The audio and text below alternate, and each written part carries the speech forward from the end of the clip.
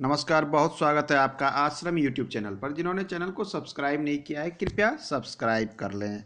आइए आज का विषय हम शुरू करते हैं। हम बात करेंगे भाग्य रेखा के विषय में। हमारी हथेली में बहुत सारी लकीरें होती हैं, उनमें से एक होता है महत्वपूर्ण लकीर जिसे भाग्य रेखा कहते हैं। भाग्य रेखा के विषय में लोग कहते हैं कि हमारे हथेली में तो भाग्य रेखा है, लेकिन वो भाग्य सपोर्ट नहीं कर रहा है। तो आइए इसके विषय में जानते हैं कि कैसी भाग्य रेखा सबसे अच्छा शुभ फल देती है। शास्त्र के अनुसार जो भी व्यक्ति संसार में आया है उसे भाग्य अवश्य मिलता है। भाग्य रेखा के बनावट पर मिलता है कि व्यक्ति कितना भाग्यशाली है या फिर उसका भाग्य सपोर्ट नहीं करेगा।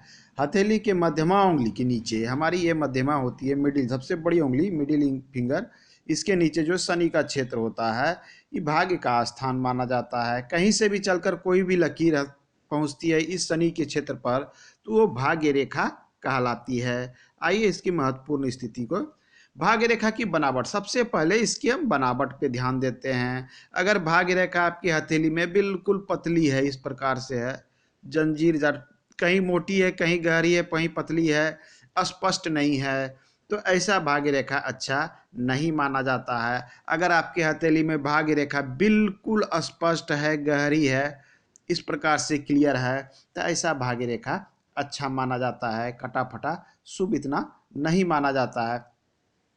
हाथ में अगर पतली और गहरी भाग्य रेखा हो तो इसका मतलब है कि आपको धन दौलत, संपत्ति, सहयोग और प्रेम सब कुछ मिलेगा। ध्यान दें, स्पष्ट और गहरी, पतली और गहरी भाग्य रेखा सबसे अच्छा और शुभ फल देती है। अत्यधिक चौड़ी भाग्य रेखा शुभ नहीं मानी जाती है, इस बात पर ध्यान दीजिए।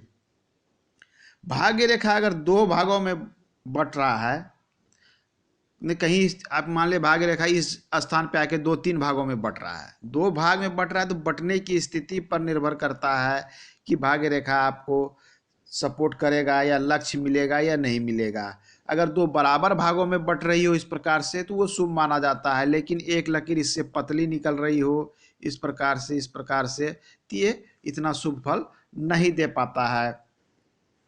अगर हम बनावट की बात करें तो अक्सर लोगों की हथेली में भाग्य रेखा कहीं पे गहरी, कहीं पर पतली नजर आती है।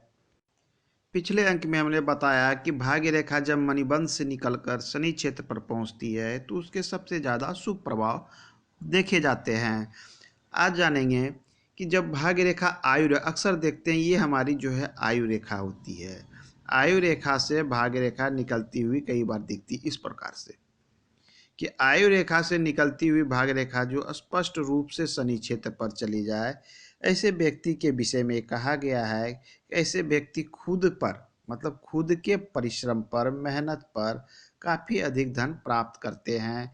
ये भाग्य रेखा अच्छी मानी जाती है। अब है कि ये किस उम्र में निकलता है उसके अनुसार इसके शुभ और अशुभ फल देखे जाते हैं।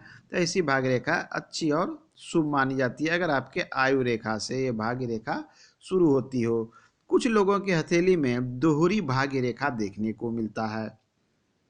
तो दोहरी भाग्य रेखा का क्या अर्थ होता है इसके विषय में जान सकते हैं। अगर दोहरी भाग्य रेखा आपके हाथ में है तो इस कहा जाता है कि ऐसे व्यक्ति की प्रगति उन्नति कोई नहीं रोक सकता। मान लीजिए एक भाग्य रेखा ऐसी है, दूसरी भाग्य रेखा ऐसी, इस प्रकार से है, तो ऐसी व्यक्ति की प्रगति को कोई नहीं रोक सकता। मतलब इनको प्रगति, होते हैं ना, लोग चाहेंगे भी तो इनको बाधा नहीं पहुंचा पाएंगे, क्योंकि इनको सपोर्ट एक भाग्य रेखा कर रहा है। किसी प्रकार का कोई नुकसान है तो दूसरा भाग्य रेखा उन पे सपोर्ट करने के लिए तैयार है।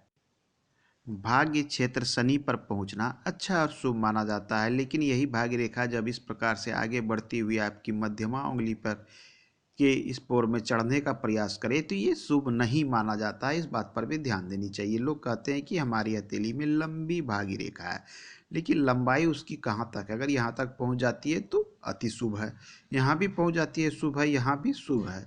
लेकिन जब ये ऊपर की ओर इसको छू ले और इसको पार करने की कोशिश करे तो ये अच्छी नहीं। ऐसे व्यक्ति अपने कार्य के कारण खुद का नुकसान कर लेते हैं। कुछ ना कुछ ये ऐसा कार्य कर बैठते हैं जिनके कारण इनकी संपत्ति में, धन में नुकसान हो जाता है, या फिर कोई ऐसा अवरोध हो जाता है कि इनके पास धन अर्जन इतना ज़्यादा नहीं आ पाता है।